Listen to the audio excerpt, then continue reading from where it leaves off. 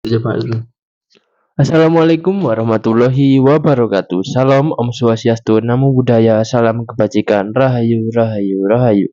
Perkenalkan, nama saya Marvio Krisna Trisno dari kelas I, nomor absen 2 dan NIM 2550100111015.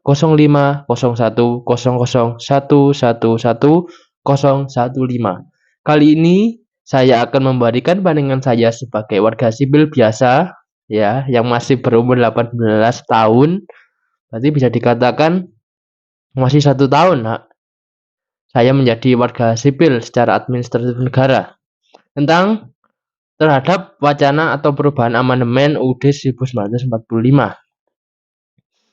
Oke, mungkin hal ini tidak dapat dilakukan dalam waktu dekat dikarenakan untuk mengamandemen UUD 1945 harus ada kepentingan yang mendesak atau persetujuan dari rakyat. Seperti contoh, penyelewengan pasal 7 UUD 1945 yang dilakukan oleh Soeharto.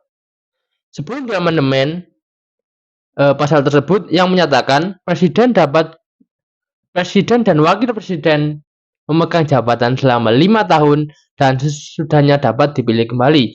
Jika diperjelas, presiden setelah dipilih setelah selesai jabatannya selama 5 tahun bisa dipilih kembali tanpa adanya batasan waktu atau periode.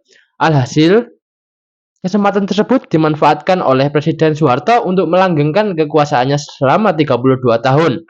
Oleh karena hal itu, MPR mengamandemen pasal tersebut dengan mengubahnya sebagai berikut. Presiden dan wakil presiden memegang jabatan selama 5 tahun dan sesudahnya dapat dipilih kembali dalam jabatan yang sama hanya untuk 1 kali jabatan.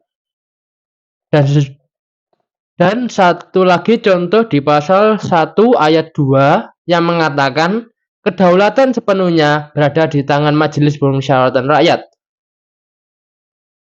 Hal ini juga mempunyai celah untuk disusupi atau diselewengkan untuk kepentingan politik. Oleh karena itu, diamandemenlah pasal tersebut menjadi kedaulatan berada di tangan rakyat dan dilaksanakan menurut Undang-Undang Dasar.